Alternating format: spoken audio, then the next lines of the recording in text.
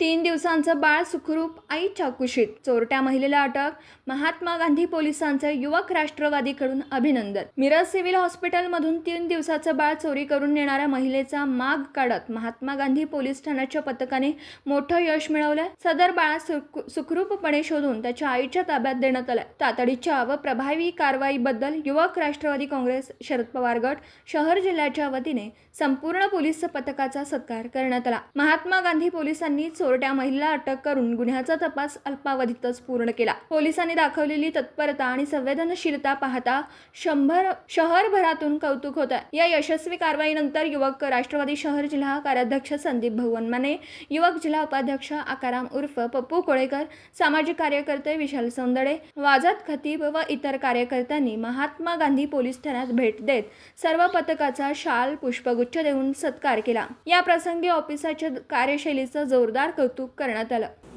दिवसभरातील घडामोडींचा आढावा घेण्यासाठी पाहत रहा N24 मराठी न्यूज चॅनल।